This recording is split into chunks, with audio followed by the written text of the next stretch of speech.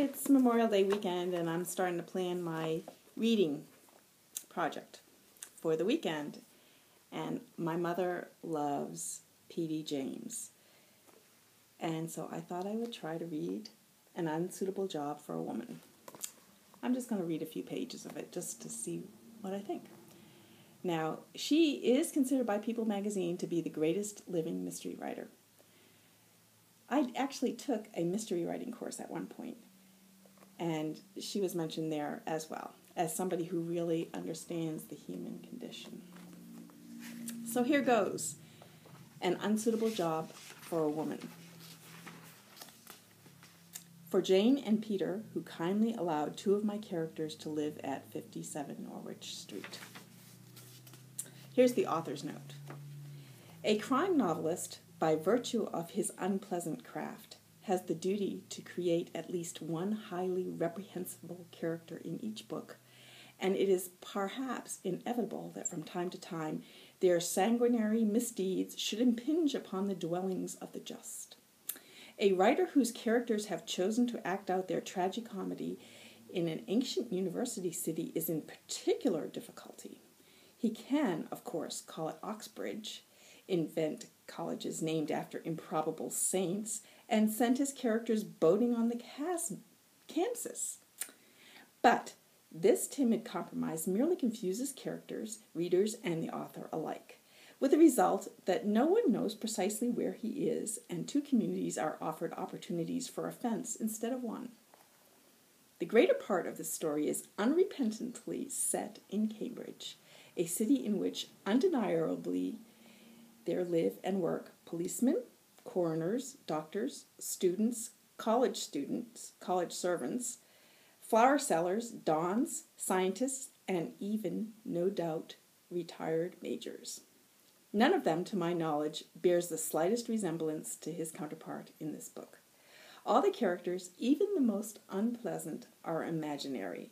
The city, happily for us all, is not.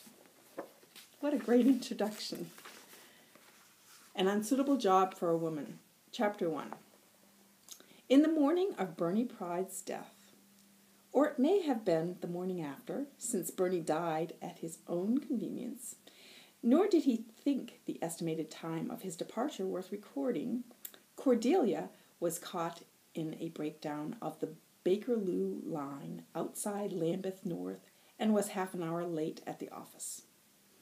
She came up from Oxford Circus Underground into the bright June sunshine, sped past the early morning shoppers scanning the windows of Dickens, threading her way between the blocked pavement, and plunged into the cacophony of Kingley Street, threading her way between the blocked pavement and the shining mass of cars and vans which packed the narrow street. The hurry, she knew, was irrational, a symptom of her obsession with order and punctuality. There were no appointments booked, no clients to be interviewed, no case outstanding, not even a final report to be written.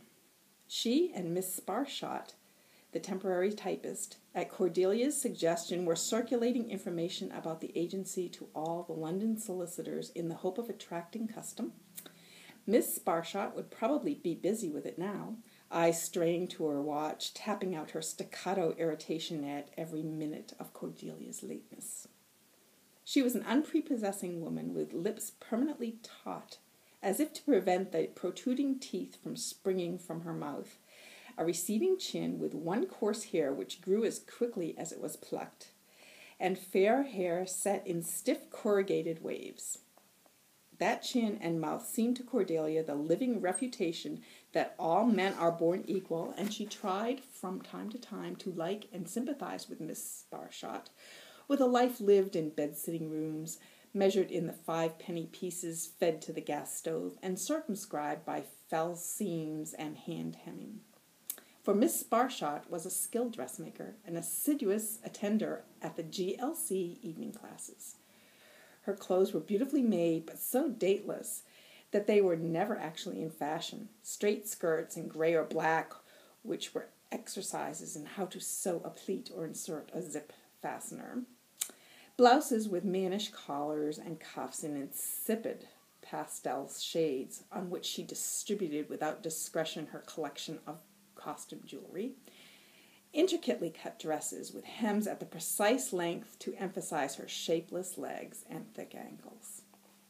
Cordelia had no premonition of tragedy as she pushed open the street door, which was kept perpetually on the latch for the convenience of the secretive and mysterious tenants and their equally mysterious visitors.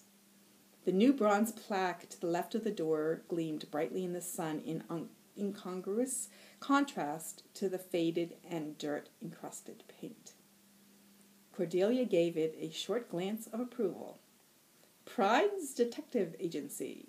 Props, Bernard G. Pride. Cordelia Gray. It had taken Cordelia some weeks of patient and tactful persuasion to convince Bernie that it would be inappropriate to append the words XCID Metropolitan Police to his name or to prefix Miss to hers. There had been no other problem over the plaque since Cordelia had brought no qualifications or relevant past experience to the partnership, and indeed no capital, except her slight but tough 22-year-old body, a considerable intelligence which Bernie, she suspected, had occasionally found more disconcerting than admirable, and a half-exasperated, half-pitying affection for Bernie himself. It was obvious very early to Cordelia that in some undramatic but positive way life had turned against him. She recognized the signs. Bernie never got the enviable front left-hand seat in the bus. She couldn't admire the way from the train window without another train promptly obscuring it. The bread he dropped invariably fell buttered side downwards. The Minnie, reliable enough when she drove it, stalled for Bernie at the busiest and most inconvenient intersections. She sometimes wondered whether, in accepting his offer of a partnership in a fit of depression or of perverse masochism, she was voluntarily embracing his ill luck. She certainly never saw herself as powerful enough to change it. The staircase smelt, as always, of stale sweat, furniture polish, and disinfectant. The walls were dark green and were invariably damp, whatever the season, as if they secreted a miasma of desperate respectability and defeat. The stairs, with their ornate wrought-iron balustrade, were covered with split and stained linoleum, patched by the landlord in various and contrasting colors only when a tenant complained. The agency was on the third floor.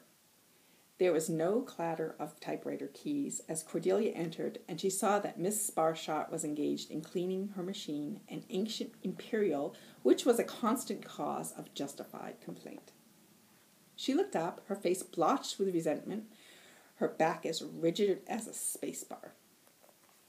"I've been wondering when you would turn up, Miss Gray. I'm concerned about Mr. Pride. I think he must be in the inner office, but he's quiet, very quiet, and the door's locked." Cordelia, chill at heart, wrenched at the door handle. Why didn't you do something?" "Do what, Miss Gray? I knocked at the door and called out to him. It wasn't my place to do that. I'm only the temporary typist. I'm no authority here. I should have been placed in a very embarrassing position if he had answered. After all, he's entitled to use his own office, I suppose. Besides, I'm not even sure he's there. He must be. The door's locked and his hat's there. His hat is here." Bernie's trilby, the stained brim turned up all round, a comedian's hat, was hanging on the convoluted hat stand, a symbol of forlorn decrepitude. Cordelia was fumbling in her shoulder bag for her own key. As usual, the object most required had fallen to the bottom of the bag. Miss Sparshot began to clatter on the keys as if to disassociate herself from the impending trauma. Above the noise, she said defensively, "There's a note on your desk." Cordelia tore it open. It was short and explicit. Bernie had always been able to express himself succinctly when he had something to say. "I'm sorry, partner. They've told me it's cancer and I'm taking the easy way out. I've seen what the treatment does to people and I'm not having any. I've made my will and it's with my solicitor. You'll find his name in the desk. I've left the business to you. Everything, including all the equipment. Good luck and thank you." Underneath With the inconsiderateness of the doomed, he had scribbled a final unfair plea. "If you find me alive, for God's sakes, wait before calling help. I rely on you for this, partner. Bernie." She unlocked the door of the inner office and went inside, closing the door carefully behind her. It was a relief to see that there was no need to wait. Bernie was dead. He lay slumped over the desk as if in an extremity of exhaustion. His right hand was half clenched, and an open cutthroat razor had slithered over the desktop, leaving a thin trail of blood